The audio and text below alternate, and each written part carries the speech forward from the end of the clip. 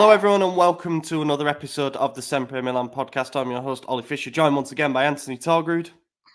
What's up, guys? It's our final game or final podcast of the season before first season's over, and in typical fashion, Madison couldn't make it. So you got me at 6:08 in the morning, and I'm here. As you can tell by Dedication. my beard, I am not. I just woke up and got on. So Yeah, dedication, mate. Dedication. You're here. That's the main thing. I was going to introduce you as Anthony Torino Grud, but glad you didn't. I've said it now though. So here we go. Before we dive into this week's episode, we've got a game to recap, the final away game of the season, and the final home game of the season, final game of the season, full stop, to preview. And obviously some talking points that have emerged over the last few days. We'll go through all of that. But before we dive into it, thank you, as always, to our founding members over on Substack: Des Windsor McGlynn, Ali Tareen, Tito, Mac, Moritz Pullman, Joey Gawler, Kemin, MG and Mats, Luke Villano, Raul Escobar, Rajat, Carlo Fassi, Nasser and Merlin Flinker. Really appreciate all of your support on what we're doing over there on the Substack. In the last few days, we have had most recently an article about the decision. It looks like the decision, even though it's not been officially communicated yet, for Daniele Bonera to be the coach of the under-23 team, providing that we can get that registered, and what that means for the future of Ignacio Abate. We had an early access on our negotiations for Joshua Zirkzee, which have now since been confirmed by reliable sources. The bonus podcast that me and you did, AJ, was Keep or Sell. We went through the squad and named who we would like to keep and who we would like to get rid of, basically. And there was also an article that took a bit of a look into the Paolo Maldini interview and all the stuff that came out afterwards through lawyers, through Maldini himself. The league even made a statement about the claims of censorship and the idea that the interview was blocked from being distributed. So that's all been in the last few days over on the Substack. Go check it out. You can try a week for free to see if you like it. And as always, thank you to everybody who has subscribed to that. Righto then. Last away game of the season against Torino on Saturday night. Ruined the Saturday night, although it was rescued by the boxing. So there was that. But there was a team that needed to win this game, and there was a team that didn't. And the team that needed to win this game won it pretty comfortably, and the other team just laid down for them. And that is what I predicted would happen in the preview. That is how it went. We fielded a bit of an experimental lineup again, I think it would be fair to say, with Terracciano, Sportiello stayed in goal. There was Okafor and Jovic starting in the attack. It was sort of resting the star players who were going to go and potentially have a leading role in the European Championships. So it's kind of understandable. We've got second place locked up, and we have done for a couple of weeks now. And the game played out exactly as it should, with the narrative approaching it. You know, they needed the 3 points to continue their European dream, or, you know, their hopes of getting into the Conference League. It was also Ivan Juric's last home game in charge of Torino, so I think they wanted to give him a fitting farewell, and he got one. Defensively shit again, but were we to expect a miracle cure in a game like this? Probably not. I wouldn't have said so. Can't imagine that attention was at the maximum, but I guess, we conceded 2 goals in the first half in a really, really frustrating fashion, and quite familiar fashion. Unmarked headers. The first from Duvan Zapata and the second from Ivan Ilic. I had no idea Duvan Zapata's 33. I'd put him about 30. Yeah. My only complaint is that it was Tomori and Chow, and it was 2 headers, you know. Those are supposed to be our best defenders. Those were the guys who were out injured that we all said, oh, this is why we're having defensive problems. And, you know, now that they've both been back for a decent amount of time, nothing's changed. So that's frustrating. That's worrying. But besides that, like you said, they had everything to play for. We had absolutely nothing to play for. We didn't start anyone outside of them as starters. You know, Pulisic obviously started, but that was it. Benacer and Reinders. So I guess we had our midfield too, but we didn't have Teo. We had Terracciano. We didn't have Leao. We didn't have, you know, Sanders. We didn't have Giroud. I mean, it was just We didn't have Mignon. Like there was just a list of absences that were odd. And even after things went south when we were down 3-0 in the 46th minute, I think it was 20 seconds into the second half. Mm-hmm. We still didn't make any changes, and then we never brought Teo on ever. Yeah, it's just really interesting, weird choices. Well, I can't really say I cared, to be honest. It's just one of those things, like you said, we had a second locked up we have for a while.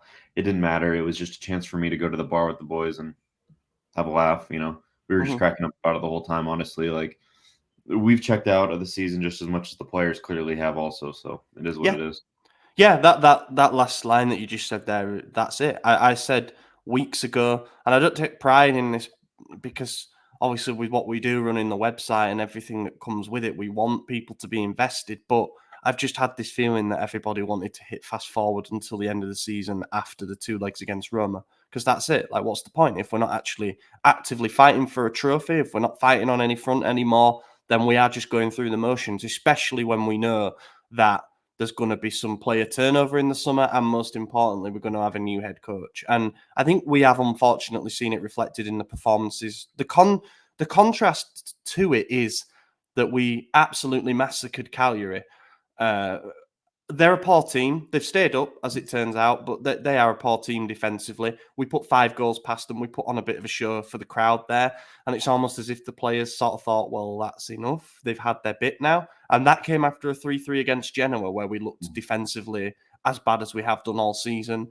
And we conceded another 3 in this game. So, yeah, you're sandwiching a good performance with two really subpar performances. But, yeah, if they can't be asked, why should we be asked? The fans are protesting, so why should the players be asked? It's all just feeds into this cycle of nobody can be fucked anymore. And it shouldn't be like that because they're very well paid to do what they do. And there are some players in this team, I'm looking specifically at Terracciano, probably Musa, Kalulu, Jovic, Okafor, who are fighting to prove to whoever the new coaches that might be watching on or to the management that they should be a key part of the plans for next season.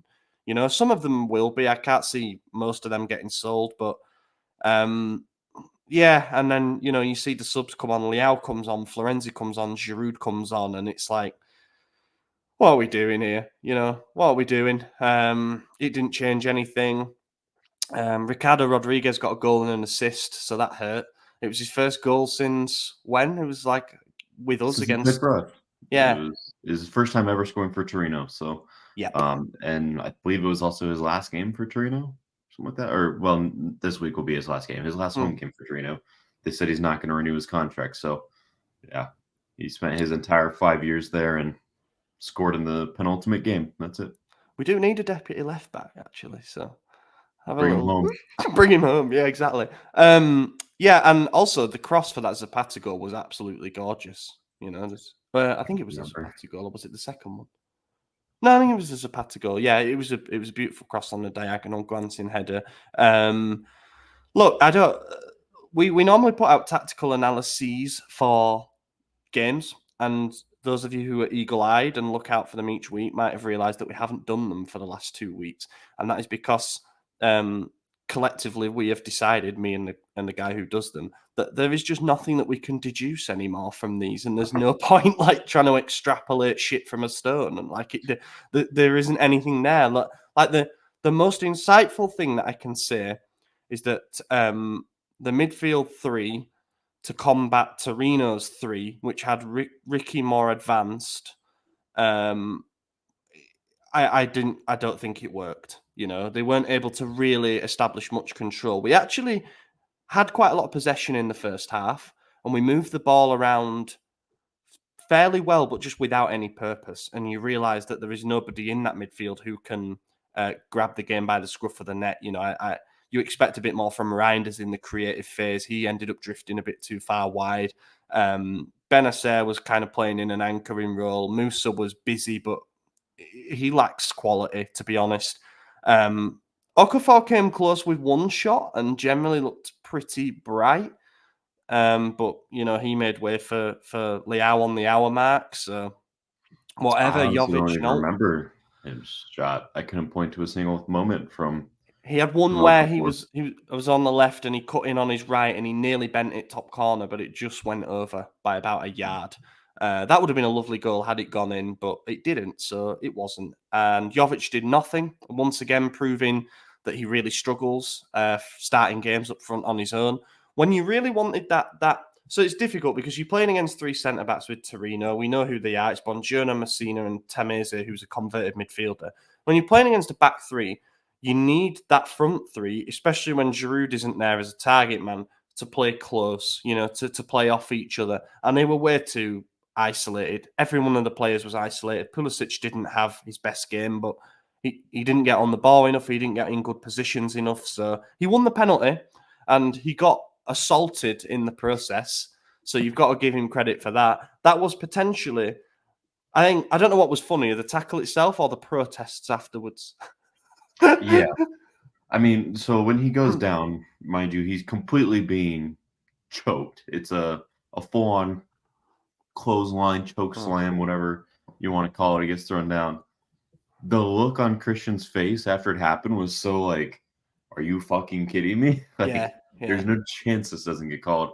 And then to see them all, surround the ref and try to plead innocence was just funny because in the age of VAR, what does that ever do? And to like, you know what you did.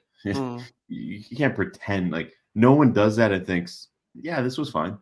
So the part about it that really confused me is the last penalty we had was the game where we missed two. Giroud and Teo both missed a penalty. After that game, Pioli came out and said, Pulisic is our penalty taker from now on.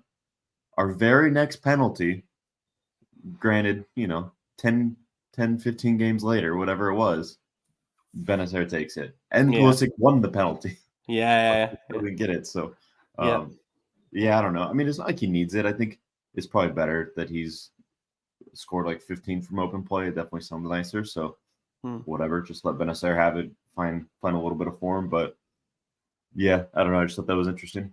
Yeah. I was surprised that Benacer took it, to be honest, because he has never been named or he has never been a penalty taker, But I can't say I felt particularly confident when he stepped up to take it. However, got to praise the fact that he put it away emphatically. It was a great penalty. I also thought it was going to miss, and for the record, so did everyone else I was with.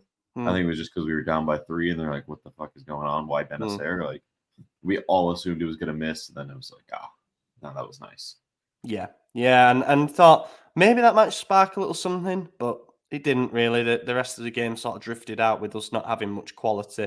The introduction of Giroud with 13 minutes left was, we went 2 up front at that point, and we just didn't get any quality service in at all. What I thought was very frustrating was the fact that you've got, he brought Florenzi on with 25 minutes of the game left. And Bartizaghi was on the bench. Like, we'd called him up instead of letting him play for the Primavera in that decisive game. Kevin Zerbi was on the bench, and he chose to bring on Pobega. It's like, yeah, these are junk minutes. And I know I've moaned in the past about players being put in situations where they can't succeed. But in this particular instance, it's just a joke. It is a joke that they weren't even given 15, 20 minutes at the end just to see what they can do. Because Pobega's a known quantity. Florenzi's a known quantity. He's been playing football for 15 years, and you've got guys here who are sat on the bench and could have used some minutes to sort of get used to. Against a decent team like Torino, they've not been an exciting team this season. They probably don't deserve a European spot, to be honest. However, when they perform well, they're really quite difficult to play against. And we found this out. We've won, is it one of our last 5 or 6 away games there? Like, it's become a bit of a bogey place for us to go. And, of course, the game we won was a 7-0. Right. And Zurich teams, you know that you're not going to get much space and you know that they're going to be quite direct in what they do at the other end. So it would have been a good challenge for them, even if it were just 20 minutes at the end, and yet they remained on the bench. So it was all in all a pretty disastrous night, I would say. Torino had fun. And, we're just going through the motions. Top and flop. I don't know. Top nobody. I don't really. Yeah. Who deserves it? Honestly, who would really deserve it? Nobody did anything. Nobody did anything. I can't even say I don't Okafor, even really. know, like, who. I'm just gonna look Have a and look who see. did. I want to see who we put as ours. Pulisic and Benacer are the only ones with scores above 6-4 on Flop Mob, and that's obviously the goal and winning a penalty because they didn't really do anything outside of that either. Yeah, it's much easier to pick the flop, to be honest, isn't it? Actually, no, because Football put 5 people under a 5 rating, so the entire back line. Yep, sounds about right. 6 people. I didn't see Pobega off the bench. Of That's course, funny. Pulisic hit the crossbar. I totally forgot about that. Absolute bullet of a shot. Rattled it off the crossbar. Missed a header as well. Yeah, I remember the header. Him or Ben. I'm going to say Pulisic because he won the pen and he was unlucky with that shot that hit the bar. I had forgotten that one before people come shouting at us in the comments before they've listened this far. Yeah, I'll say Puli. Yeah, I'll double that. Double that, yeah. Flop. So Chow for me, but I think you can make a case for either Chow or Tomori. Tomori got a yellow card, maybe that, but I just think Chow in particular in the first 2 goals is like, where are you? And the thing is with Tomori, we know by now he's not especially brilliant in the air. So if you've got a complementary centre back pairing, and look, all the I guess all the motivation to find defensive solidity at this point has vanished with the objectives that faded away this season. But sort of, Torino are going to load balls into the box because they've got 2 up front. They're playing Zapata and Pellegrini up front, who are both big blokes. And Chow was just nowhere to be seen, in terms of a man marking job. They were both poor, but I'd say him just because he was all at sea in particular for the first goal. But yeah, there's plenty of players you could give it to. You're picking Chow? Chow, yeah. Thiao. I'm looking here, and I mean, we are spoiled for choice, unfortunately. Just before I give my pick, I just want to point out that every assist on Torino is from a former Milan player. Pellegrini, Bellanova, Rodriguez. So there's that. And on that note, looked good. Yeah. I'm gonna pick someone who I haven't been able to pick for a while. It may not be fair, but I'm happy to have the opportunity to do it again. So I'm going Pobega. 12 minutes of absolute shit. Yeah. Again, I don't even know why he was brought. That's all I got. Next. Yeah. Got a bit of a controversial take that might get a little bit of hate, but I don't think Sportiello covered himself in glory, to be honest, either. The first goal it's a good header in the corner, but he didn't really get anywhere near it. The second goal sort of goes through him. The third goal is a shot from distance that goes in at the near post, and you'd always think from 25 yards, surely a keeper can get across to that. He just stood and watched it go in off the post. Yeah. But yeah, he was sold out by his defense, so I'm not gonna. I'm just gonna say it's hard because he's a backup goalkeeper. So yeah, I know I flopped Tata Rushanu a lot over the last 2 years, but remember this is only Sportiello's 3rd game for us, so he gets a bit of a pass until his 5th or 6th time. Then I'll start hating on him. The agenda begins, but yeah, he had a bad game. I just think that because I've actually seen this in our comments section, and I've seen it on social media. I understand fans get carried away after a couple of good performances, which he has had, but I've seen people saying, why do we need to spend the cash if we sell Maignan? We've got Sportiello and we can promote Rivera or Nava or whatever. I think we've seen it.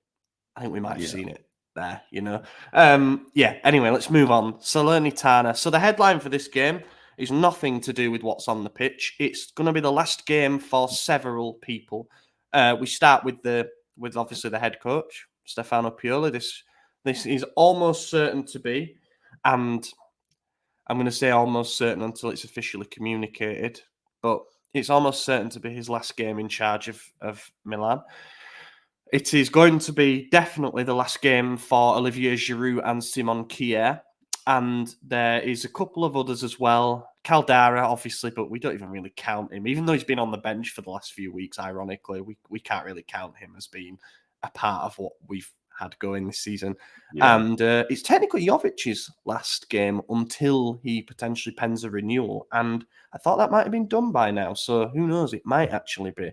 And then you get on to the players who we don't really know. You know, could it be Maignan last game? He probably won't play because they're not going to risk him before the Euros. But could it be the last game for some star players? Could it be Benasser's last game because there's rumours about him going to Saudi?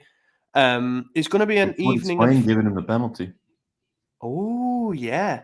Hey, if we get one on Saturday, because by the way, I just want to go on the record and say we're going to absolutely dick this lot on Saturday night because they're already down and they're utter crap. They're one of the worst teams that I've seen in Serie A this season. I think that essentially, yeah, it's going to be an evening of farewells, and that means it's going to be an interesting atmosphere in that sense. The Curvers sort of already come out and said that they're only going to protest for the first half in order to then chant and show support to the people who are leaving the club. I don't know. Look, new home kit's going to be coming. So there's that. It's basically a catwalk, and yeah. Yeah, I mean that's really it. It's new home kit. Salernitana haven't won a game in 2024, so there's Holy that. shit. They've won their last game was before Christmas that they won. 3 total all season in all comps. God. That includes a Sampdoria win in the Coppa Italia. That's it. They're awful, and they're going to continue to be awful, and probably mid-table in Serie B next season. I have no real evaluation for this one. The Corvasuit's going to be back. Full force banners, flares. They said they're going to show everyone what they missed the last few games, which happy that they're done with their protest because it makes a difference, that atmosphere. It really does. Yeah, and that's whether you agree with the stance that they've taken or not, I do think, as you say, it has made a clear difference not having the support, not only because of the actual noise and the support factor, but also because it stirs up further uncertainty surrounding the club. Like because they rarely protest. I will say that it's been years since they've done it before. And I think that you sort of know something pretty serious is up when they're doing that. Do they hear more than we do about things that are going on, and they've done it, to kind of show everyone, look, we're heading for a pretty worrying place here? I don't know. I don't think so. I think that it's all been in response to some of the rumours that have been circulating regarding the next head coach, and they've wanted to send a reminder out before it's too late that we need to be ambitious and we need to be looking to be at the top and not just competing in the Champions League. I think all of that is fair. That first statement that they put out, as I said at the time, they don't speak for everybody, but they spoke for me with that. Like, I think that they got it pretty spot on there. I was surprised that the protesters lasted multiple games. I thought they might just do their one game and then they'd sort of proven their point, but they've chosen to continue it. And I think it's also right that it's going to subside for the final game, because they should support those who have given everything to the club, which those guys have, I think so that there will be absolutely no playing of the kids in this game, because a couple of hours before kickoff in this game, the Primavera playing Lazio in a playoff.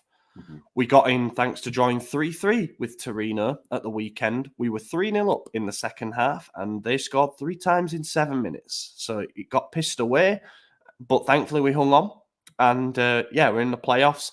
Could potentially get bounced out straight away by Lazio, who appear to be a little bit better this season. But it's another tick in the box for Abate, I suppose, in terms of the job that he's done. And that means it'll probably be Giroud. I wouldn't even be surprised if Kier gets some minutes, even though he might not be 100%. He is actually still injured, but I just think there's going to be a bit of a send off, ceremonial type vibe to this. But I yeah, think I that's know. kind of what'll happen. I think we'll field a strong lineup. We're not going to bench Leao from the start. Teo, if he's not ill, apparently he was sick. I just saw that today when I was looking at the ratings. It said Teo had a virus, so he's over that. He'll play. I feel like we're gonna put our strongest lineup available out, and then start off really strong, and then start making substitutions to give guys the send off. Yeah. Giroud, we need to get 85 minutes, right? He's gonna get the full game, so he could get his ovation in the 90, and that's cool. I don't have any issue with that. He's earned it, the guys are. The rest, I don't really care if Kier gets Nope. minutes or not. I think he will. Same with who else is leaving. I don't see Caldar's not Caldara. leaving. Don't expect that. There might be I don't see it because he's not had as notable a contribution, but potentially Mirante gets like something. You know Because what? I he's think it gonna will leave. because that's what we did with Yeah, who uh was it? it was Morante. We gave him minutes, his first minutes in the final game of last season. Oh yeah, because we thought he was leaving, and then we ended up just giving him another year. Wow, that's very on brand for us, isn't it? Yeah. Yeah. So maybe he starts. Who knows? Like, what's the point? Nobody cares. He's not going to face a shot. Yeah. You know. I No. could just see us fielding a strong team going out there Mm. big. I mean, we've won one of our last 8. Like, Is that give me right? something. Oh my god! Yeah, Yeah, it one of our is. last 8. And Yeah. before that 8, we won 6 straight. So it's like, okay, What a deal. club. Um, We're also Going back to the protest, yeah. you mentioned a couple things about it. I tend to disagree with the Corvusud most of the time. I don't like the way they do a lot of things, but I Mhm. think it's undeniable the impact that they do have in the stadium and how really mandatory it is for the experience, the fans, the players. Like, you need that. You need the chanting, you need the flags, you need the songs. You probably don't need flares, but you need all the other stuff. It's just it's a part of what makes San Siro so special and what makes Milan so special. So when they protest, you take note of it because it amplifies the situation. Mm. Specifically, this one, this is a situation that if you're not a diehard like you and I, who are constantly looking at the news and reading everything, you may not know there's a situation going on. Then you tune in the game and you go, why is it so quiet? What do those banners say? Where'd everyone go? Oh, something's happening. So it does put the spotlight on the situation, and that can be good, that can be bad. It's however you want to look at it, but Yeah. it absolutely gets the point across with them. And I'm glad it's over for the final game. It's the right thing to do because, look, even for Pioli, we all know it's his final game. I hope we give him the greatest send off possible. He did win us a Scudetto. He was pivotal in our rebirth over the last 5 years. I'm not a big Pioli guy, but I'm thankful for everything he gave us, and I hope he's treated properly in this goodbye. I Yeah. don't need any statues. I don't. He's not a legend to me, but absolutely deserves respect. And thanks for everything. That's about it.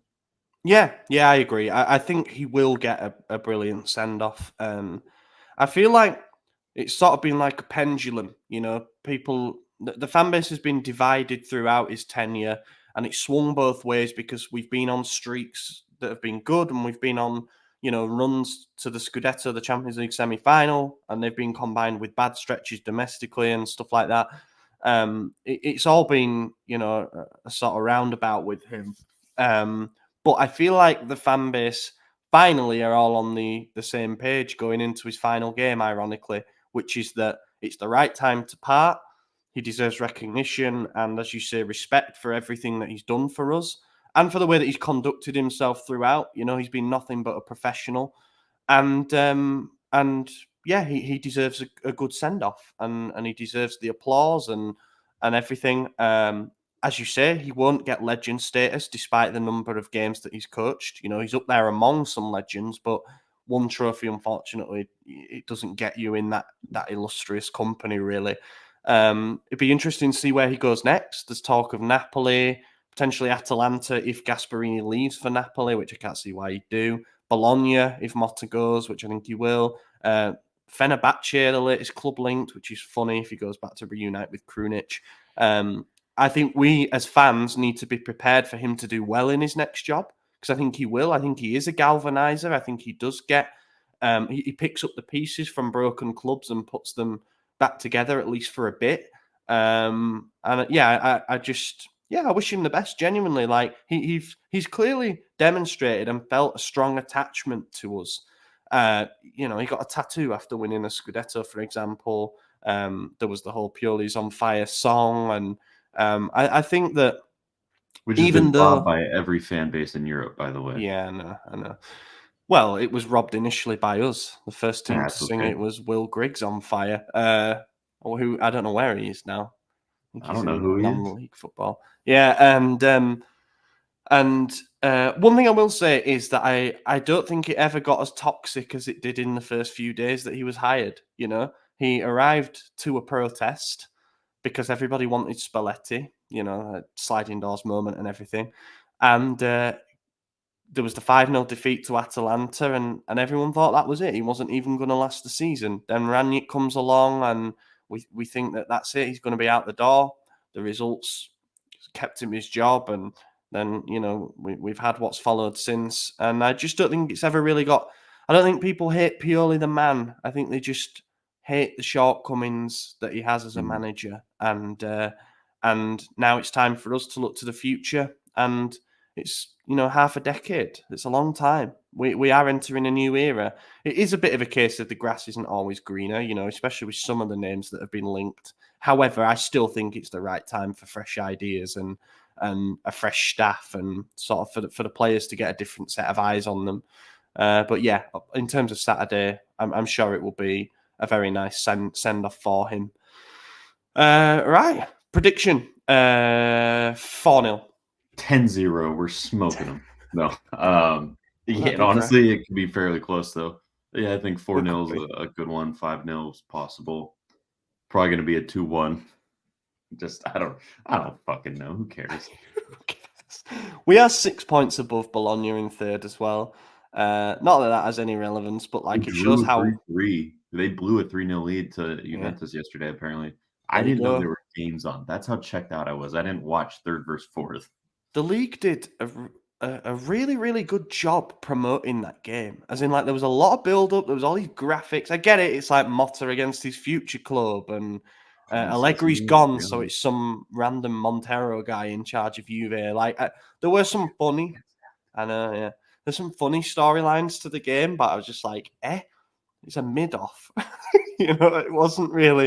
It didn't... But the game itself was really, really fun. I enjoyed it, and Calafiori scored a brace, one of which was a one-on-one dink over the keeper, which you don't expect from a centre-back, but I want him all day as our next signing. There is still a chance going into the final day, because Atalanta have that game in hand that they're playing in about October for some reason. They could jump above them, and Juve could finish fifth, which would be pretty funny, given how clear they were in second. But that's about it in terms of the last round of the season. Even relegation makes no difference. Even relegation. Yeah, they're still in. It's going to be Udinese, Empoli, or Frosinone who go down. Want it to be Udinese, but looking at the last round of games of the season, Empoli are at home to Roma. I can see Roma winning, so they could potentially, finish. They can still technically get in to the spots, I believe, or maybe not because of head-to-head. But they want to make sure they finish above Lazio. So I think Empoli get beat in that final game of the season and go down. That's my prediction. I predict them to go down at the start of the season as well, so I will be rooting for that. That's it. Let's move on. So there are talking points, but they've been asked in the questions. So I think we go straight to questions, and with that, we will talk about the things that are to come. I had the stats up here just for the Torino game very quickly. XG, we had 1.88. They had 0.95. It was never a 3-1 game, but, such is the way that these things work. Right. Marco Villela. Do you think Fonseca is the guy we end up with, or is this all a smokescreen for someone else? Let's do this as the manager segment then. It looked like it was going to be Lopetegui at first, then no. Then it was going to be Conceição, and then no.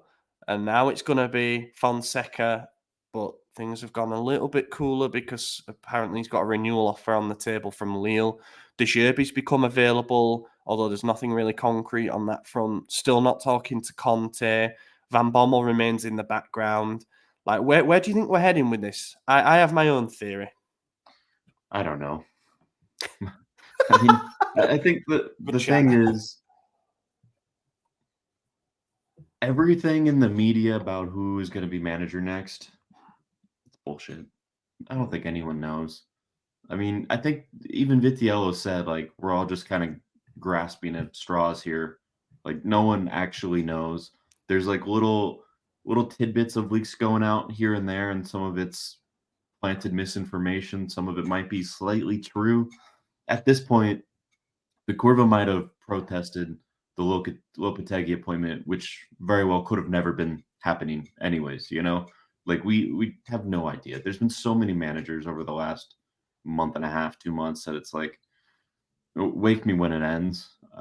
I'll be there when whomever gets appointed, you know? I know it's going to be probably before that Roma friendly, which is like 4 days after the season, and so maybe it won't be. Maybe we go there with Bonera as the manager. Who knows who's going to be taking over for that friendly? I mean, just highlights the ridiculousness of that one. And no offense to the people in Perth who apparently do listen to our podcast. I received a DM from one of our original listeners, so shout out to you. I apologize for mistaking where you lived. Yeah, that's all I got. I don't know. Yeah. As you said, there was something interesting that came out about Fonseca where I think it was Vitiello who said we're all going for Fonseca because he ticks the boxes of what we know they're looking for. Rather than it being him as the actual name, they're sort of all just making an educated guess and they've all leaned into it. So you can go off down different streets, but go on, you were about to say something. Yeah, it's just the fact that he's even saying, as one of the most respected journalists for Milan, that we're all just taking a guess and come seeing everyone, just tells you how much bullshit is in the media and how you shouldn't take any of it to heart. You know, that the top guy is saying, like, well, we know kind of what they're looking for, so we're all guessing it's this dude. But then the reports are like of meetings and of discussions and of pricing and, you know, what they're doing on there. And it's like, but you just said all this is a guess. So now are you making up all this shit too? Like, I don't know. It's silly. That's why I say just save yourself the stress, you know, have a glass of water and just wait. Yeah, a glass of water would be nice. A couple of ice cubes in there. Manuele Biocchini from Sky as well last night when he was doing his update in front of Casa Milan. He said, we checked again because De Zerbi's name comes out on a weekly basis. We don't know. Nobody knows. They're actively admitting, and this is Sky, who pride themselves on being the best source, are admitting to everybody that they do not know. He then went on in the same segment to say that De Zerbi can be ruled out. So it's like, you've just told us you don't know. You know, could we possibly be conducting all this stuff in secret? So this is where my theory comes in, that this is all an orchestrated media circus, in the sense that potentially the club and partly the agents, because we know they blab, are leaking little crumbs of info. So the press then gobble it up. And you can see this. I think this is found in evidence in the way that the media cycle has gone. You know, switching from manager to manager. It's going to be this guy, going to be this guy. Gone cold on this guy. It's going to be this guy. Back to this guy. I think that you can actually see it in effect. That they are, they're giving them little bits, making them latch onto something. And then you can use the word smokescreen if you like, or potentially it's just buying more time. You know, I would say it might be that. Some journalists have come out and said that we've got the guy. Like, it's already sorted. It's going to be announced at the end of the season. That is very possible, you know. Yeah. That is very possible. But I think that for that to be true, you have to presume that it's going to be kept airtight internally, that nothing's going to come out. I think that's difficult because Mhm. the one thing we know is that all the Lopetegui stuff that came out was actually true. Perhaps not that he was ever really, really close to signing, but we know that it was true that we were in talks with him. That makes me think that if the manager's already lined up and stuff, they won't be able to keep it out of the press before it's announced. I think from the stuff that's going on, I'd go so far as to rule out it being Conte for obvious reasons. If we wanted him, we'd have him by now. He's available.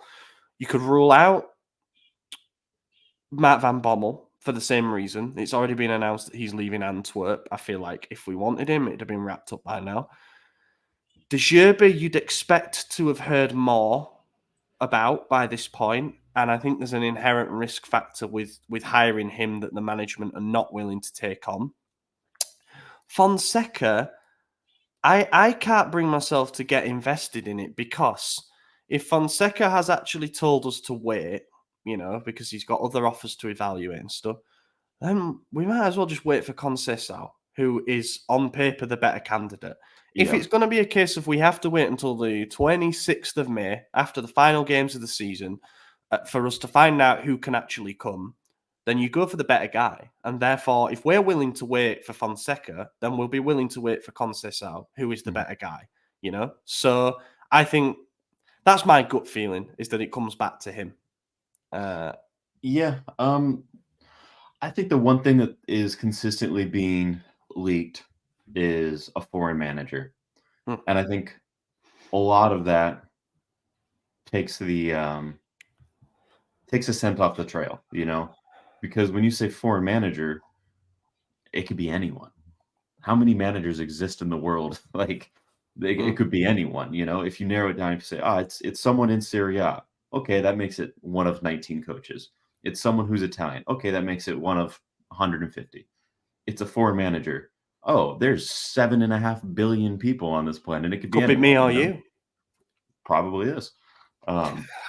So it's just like I think that they're intentionally planting seeds elsewhere. And to be honest with you, I don't think you could roll out any of the people you mentioned, including Conte, including everyone else that you just said, and I already forgot. So Too many because names. I don't think it would be announced already, to be honest with you. I think, it might get announced this week, might get announced in 1 week, Monday after the season's over, because they hop on a plane and go straight to Perth. The friendly's 4 days after that game, so they're gonna hop out there. Will they announce the manager then, or will they wait? I don't know. Will they just say Pioli's done? That was it. Are they gonna fire Pioli, caretaker for the friendly? That friendly puts a big wrench in the plans, I guarantee it. But yeah, I think we already got our guy. I do believe that, and it's just a matter of like, yeah, we're holding off. Remember, we did the entire Okafor deal completely silent, and nobody knew about that. Nobody knows how long that took. The chances of it being something that happened in a day, very unlikely. But like with the Okafor thing, and I agree, the management have done a good job at keeping certain things under wraps. However, all the names of the players that we signed in the summer, including Okafor, there'd been links. Like we knew of them as targets. We knew that we liked Okafor. Yeah. We knew Who's to Pulisic say had we been haven't been mentioned. linked to our manager? I feel like we probably have, and I feel like it's circled back around. It was, oh, they're hot on our trail. They're figuring it out. Let's plant some seeds elsewhere. That sort of deal. The foreign coach thing is an interesting, like that might be to throw off the scent. Yeah, because it doesn't give you any real information. It just makes people hypothesize. That's it. And yeah, it very well be that they don't have it. Obviously keeping the next manager's name a secret is a lot harder than a random striker that you're signing among all the 11 other players you just signed. Yeah. When it's a manager, you're only appointing one, and that everyone knows you're looking for one. So it's much harder. But another reason why things get leaked is Milan's a huge company. There are hundreds, if not thousands, of people that work within the company. And you want me to believe that there's not friends in the know that might tell someone else in the company who tells someone else who tells their buddy outside the company who tells a journalist. Like, shit leaks. That's how it goes, you know? So I guess anything could happen. I think it's Conte. Imagine if after all this it's him. Yeah, I don't know. Like, so we obviously run checks on things through mostly Italian sources, and the most intriguing response came yesterday with Zerbi, who I still don't think it's going to be, by the way. But the responses were almost like mysterious denials, shall we say, as if they were trying to sort of cover up something that might be happening. Now, that's, that doesn't really tell us anything, but I just think that, like, if they wanted to try and steer the press in a certain way, they throw them a bone, so it is possible, maybe even probable, that it could be someone like Conte, because all that's come out is denials. They're not gonna say, yeah, it's gonna be him, definitely. If anything, they're likely to say to him and to his people, you need to keep this under wraps, because otherwise it's going to be an absolute circus. Well, it already is, but so yeah, potentially it could be somebody who's been flatly denied to this point. Well, and that's one thing that separates us from the other ones. And obviously, De Laurentiis, he's a yapper. He likes to talk. He said, like, oh, tried Conte, he doesn't want it. He's not interested. He won't sit down at the table. Well, why would the best Italian manager not sit down at the table with someone who had an almost record-setting championship just a year ago? Why would he not? I mean, we all agree that's a ready-made club. Why are all of Conte's teammates, his staff, saying how great he would do at Milan if he were to go to Milan? Why talk about it?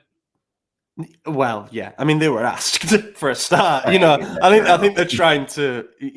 There are certain journalists who are running their own campaign to try and essentially get him to go there. But yeah, it's all strange. There are very little certainties at this point. Which, do you know what? Right, for all people are criticising the club for a lack of clarity, and there are people doing that. If when the head coach is announced, it's a pleasant surprise. If it's a surprise. But if it's a pleasant surprise, we should all fucking applaud them, because they've done a really, really good job of doing it all under the radar, And now if in a week's time we're doing a deep dive on Matt Van Bommel, it's a bit different. Like, it's not going to excite the fans so much, and we're thinking, well, all this media circus for what? But yeah, we need to wait and see. You never know what they've got up their sleeve. And that being said, we move on to the next question. I just hope if it is Conte, people who created petitions don't think it's because of them. Oh, they will. That's the only thing I ask. Yeah. Look, honestly, less said about that, the better. I've said my piece on fan petitions. It's under Devil's Advocate on the website if you want to go and read it. Rohit asks, Inter present to us a case study of sporting success versus financial sustainability. What do you think of this topic? Now, before we respond, we ought to say Inter are in deep shit. They've got a few hours to figure out something to with Oak Tree, also PIMCO, who are like, the vehicle for the funding. They've got to find a way to refinance 375 million that they owe, plus interest, I believe, or plus coupon payments, because it's technically bonds that they issued. Oak Tree can enforce a pledge to take over the club. It's not too dissimilar to the Elliot Yonghong situation, where they missed a repayment, and thus the fund can enforce the pledge, which means that they take over majority shareholding. That has gone from being unlikely per the inter-biased sources like Gazzetta to now being almost certain, it seems. Zhang's run out of time. You could tell that the alarm bells were ringing when Zhang said that statement publicly about how what Oak Tree are doing threatens to destabilize the club. Don't even get me started on the fucking audacity of that statement, Yeah, I actually just pulled up Twitter to see how much time they have left, because originally it was yesterday was a due date, but it was a bank holiday, and now it's today. And the first thing I see is Toni Kroos has announced he's retiring after the Euros. Feels about right. Good time for him to retire after Germany win it at home. Is he going to be called up? That's what it says. He'll be 34. Oh, it's younger than I thought. Considering Modric is still going at 39 and he's going to sign another year deal. That's crazy. Yeah. So yeah, basically Inter are going to be taken over by Oak Tree. And of course, Gazzetta have come out and done like a double page spread today saying nothing will change under Oak Tree. They're going to keep the management. And if anything, it means there won't have to be a big sale. It's all cuckoo land stuff. The reason that Oak Tree are taking over the club is because they've now decided that they want their money back. Otherwise, it would be in their best interest to refinance. It is possible that they're taking over and that there's a buyer lined up, but the buyer is going to have to cover the debt that's owed, which means that, well, it can mean any one of a number of things, but basically I think it makes a takeover a lot more difficult if the buyer has to come in and cover that debt initially. What I think is more likely is that Oak Tree take control and we see some big names leave because that's how they're going to make their money back. You know, they are currently, as it stands, close to $500 million in the red because of this. I say investment. I mean, they've bought bonds that are not going to be repaid, like not even part of it. So do you think that them as a fund, you know what funds are like? We've seen what Elliott are like. They're vulture capital. Do you think they're going to just accept being so far in the red? No, they're going to try and recoup some of that money. And I think that there will be a big shake-up. And I think, does it present a bit of an opportunity to us? I mean, we're having our own overhaul, as we know. But yeah, potentially it does. You know, if things happen, you know, if Marotta fucks off, if Lautaro doesn't sign his renewal because the offer's no longer on the table, then I think it will shake things up a little bit. And then we come back to the original question of like, do Inter fans think it was worth it to have that couple of league titles that they've had under Sunning, the Coppa Italia Super Cup, if it means that, for example, they're not going to win anything for the foreseeable future, versus us who are, in theory, not necessarily in practice, building step by step towards being an elite contender in Europe again. Yeah, I think a lot of them are going to be pretty upset.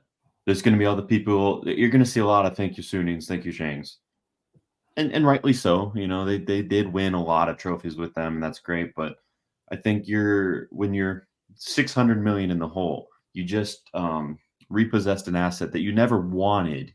You know, like the bank doesn't want your vehicle; they want your money. That's why they loaned you it for the vehicle, so that you could pay them more than what it was worth. That's exactly what they're doing, just on a much larger scale. They're owed, what is it? 400 million is what Inter owe them. Yeah, the initial loan was 375 million, and then it's sort of like a loan in the sense that there's interest, but it's technically bonds, so they're coupon payments, and it's more rigid, and it's also a bit more difficult because, in a sense, Oak Tree have creditors to repay, you know, rather than it just being a fund saying. Yeah, so they're down 400 million basically on selling this club, and the club itself is in the whole 500 million additional in debt. So you're looking at $1 billion they need to recuperate. That it doesn't matter who you are, that's not an easy thing to do. So you're going to be looking at, okay, Lautaro's going to get me 150. That's a huge chunk out of that. They're going to do it to where they get the debts paid off. They're going to sacrifice these players, and then they're going to sell the club, and it's going to be for like 400 or 500 million, half the rate of what it should be. This is a team who won 7 trophies in the last 3 years or something like that, you know, or 6 years. Who was in a Champions League final 2 years ago, one year ago as of right now. But like it should be going for 1.5 billion. Instead, it's going to be sold for $500 million with 0 good players. And yeah, I already know that Inter fans going to be laughing in the comments, but just wait, bud. Just wait. We've said this all along, and finally it's the chickens coming home to roost, you know. I hope that they are absolutely fucked, and I hope that they bleed to death as a club, because it would be sort of proof that, you know, when we were laughed at while they were raising these trophies, they could never afford it. And I think it could set them back years, you know, realistically. We were lucky with Elliott in a sense because they decided to take on the challenge of running a football club. They saw it as a bit of they became invested in the project. Now they became invested in Milan's success, and they still ran us with a bit of austerity at the start. Like, let's be honest. We had a hard wage cap. We were limited in terms of what we can spend, and we won the Scudetto, and we were permitted like 40 mil net spend. What about a fund that doesn't want to own the club and they only care about getting their money back? It makes you think, where might that go? We're not signing anyone. We're selling them. Promote the youth players. Yeah, there were some Inter fans who thought we'll sell Dumfries this summer and that'll be it. No. Back to the original question. I like trophies. I like winning trophies, and I think Inter fans will be happy with what they've won in the last few years. I don't like trophies at the expense of what might follow, like literally the safeguarding of the future of the club. We've seen towards the end of the Berlusconi era, when we ran out of money, what that can do to a club. And that wasn't even bankruptcy type stuff. That wasn't even funding crisis type stuff. It was just that Berlusconi didn't have that much money, so he couldn't keep investing in the squad, and we dropped off a cliff. And then we had FFP violations and penalties. Where's Inter's? How many points are we? 20, 22? Where's Inter's 23-point deduction? Please ban them from Europe. That would be incredible, because then miss out on them revenues. And so we'll see. That there's going to be a very, very. I think it's put a little bit of a stain on this title, and as you say, I think our Inter fan is going to reply to this and suggest otherwise. But I think this climate of uncertainty surrounding them has dampened the celebration somewhat, because they're wondering when the next one might be. It's that simple, as we would in this situation, as we have done with the Yong Hong thing. Like, I ain't going to parade and say this has never been us, because it has. We went bankrupt before Berlusconi came in as well, and it's not good when it happens. Which is why we're able to talk about it. Yeah. It's not good when it happens we to see big the clubs. risk.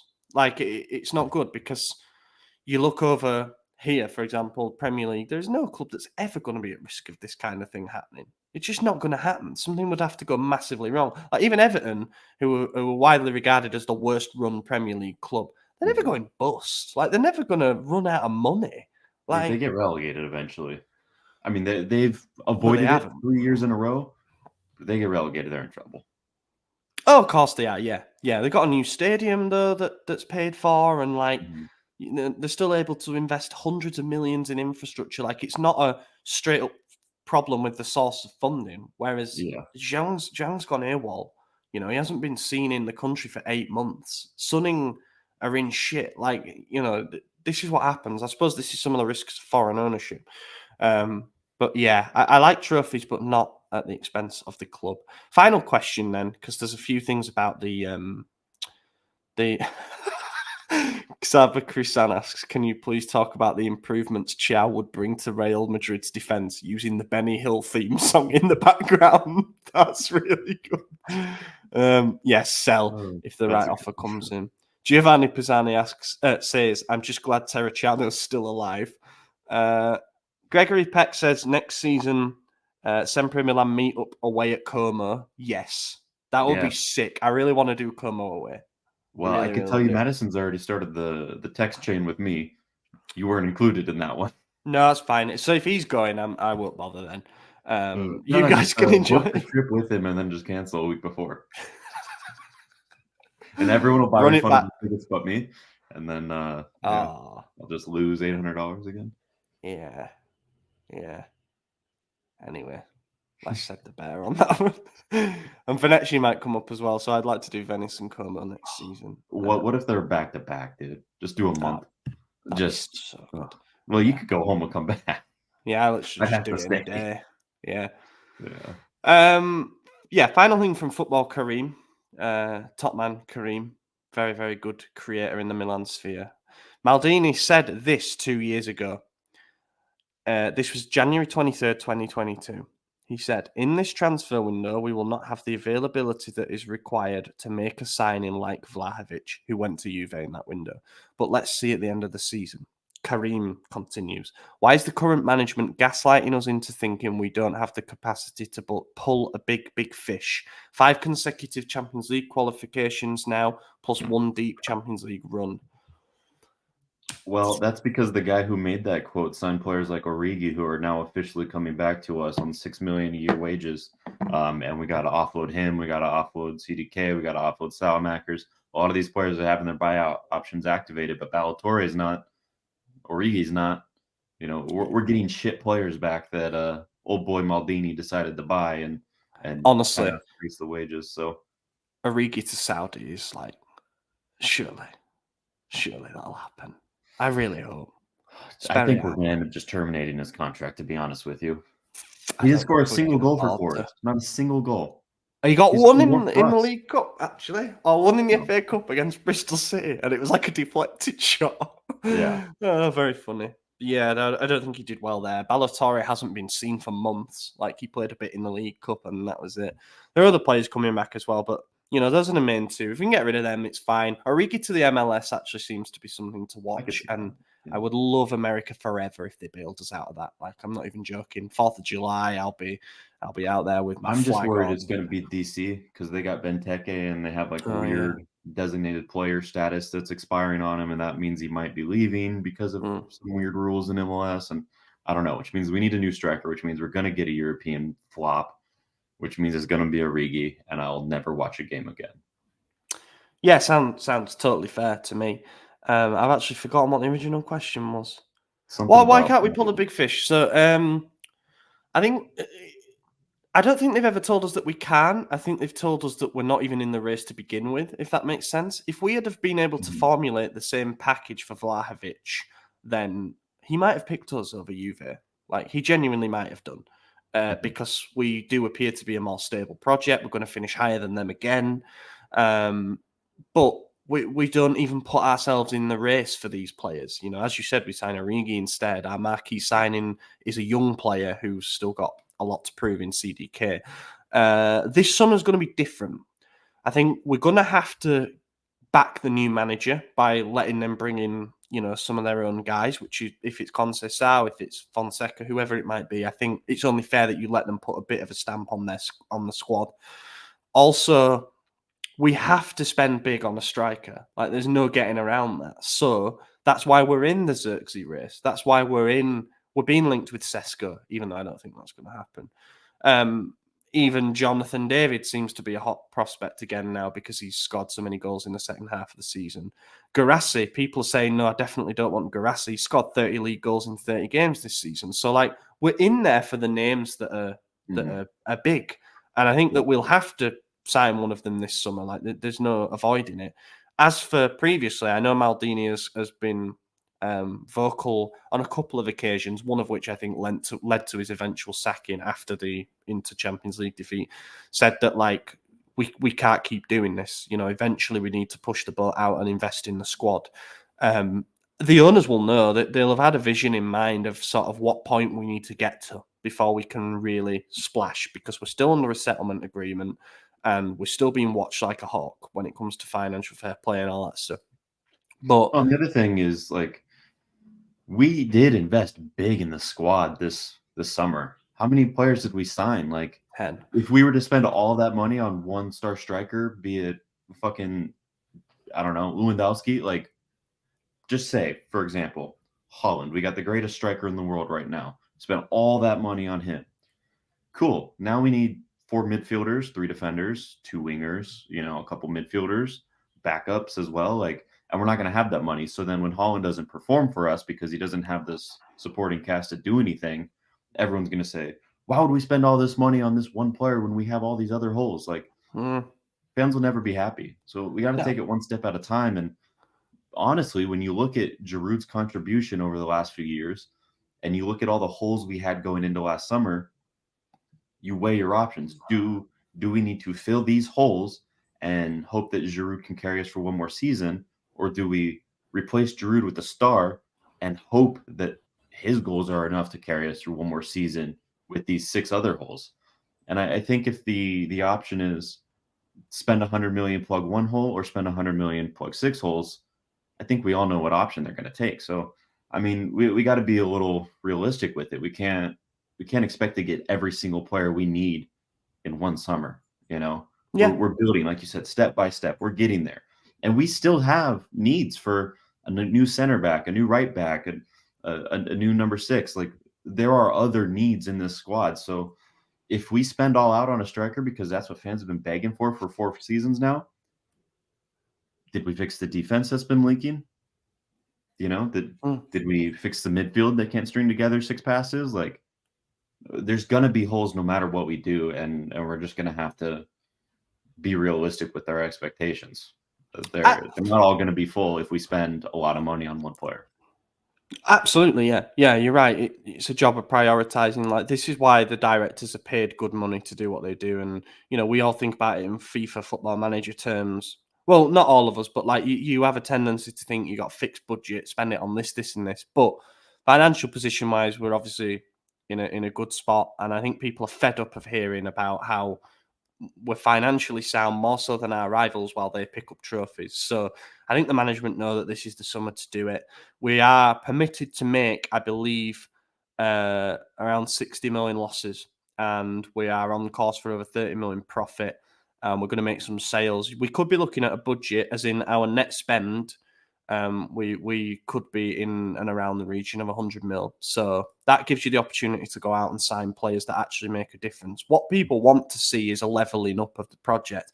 And what that means is we move away from those sweet spot signings that are between the 15 to 25 mil range up to the 40 mil, the 50 mil for the established starters, the players that are going to come in and be a starting centre-back, to be a defensive midfielder, to kick Calabria out of the right-back spot, to score us 20-plus goals for the season. And yeah, like, the time is now. The time is now to do that, because otherwise that gap is just going to grow. I know we said what we said about Inter, but I think that's what people expect, and I think that is the logical next step for our project. Because what is the point in doing so much work on the accounts if you have fuck all to show for it? I do think we're still making squad improvements when we do the sweet spot signings. Like, we last summer, we may not have pushed our ceiling that much greater, but we raised our floor a lot with our summer signings. So while we're moved, I think players want to see massive leaps, because every move we're going inching closer in the right direction. Terracciano, probably a bust, like there's going to be a few flops always. You'll never avoid that. But most of the signings, I'd say 8 out of 10 or however many it was, pushing us in the right direction. So while we're not going from, Z to A in one move, we're going A to B to C to D. I'm not going to try and do the alphabet backwards, but we're one step at a time. We're getting there. So would I like to see a massive jump? Yeah, but let's not neglect everything else we need. If we spend 50 mil on Buongiorno and 50 mil on Xerxes, 2 great players, 2 great starting level players. Is that enough? I don't know. It's not my job. Money's come. Like, the analogy I always use is you can't put all the pieces of the jigsaw in at once, but as long as it makes a pretty picture at the end, who cares? And we'll sign off on that. Thank you to everybody who's listened to this point. Longer than expected, actually, for a 3-1 defeat and a pointless last game of the season. But I hope you enjoyed the episode. We'll be back next week to recap the final game of the season and look ahead to what should be an exciting summer. We'll do a bonus later this week, of course, which you can find over on the Substack. I've been your host, Ollie Fisher. Find me on Twitter at Ollie Fisher. AJ is going to tell us that he's not here for something. Yep. Bonus and main. So I'll be here for bonus because we'll do it Friday morning. I leave Friday night. Never mind. Main we'll push again to this Tuesday schedule as we have done for the past few weeks. I will be on a plane on Monday as well. So be here Monday or Tuesday morning. We'll record then and go from there. And have a good trip, mate. Most importantly. Yeah. Needed. Thank you for watching, everybody. We will catch you next week. Gol! Ancora Teo! È una meraviglia! Il gol di Teo Hernandez da un'area all'altra! È una meraviglia! Senti il mio cuore!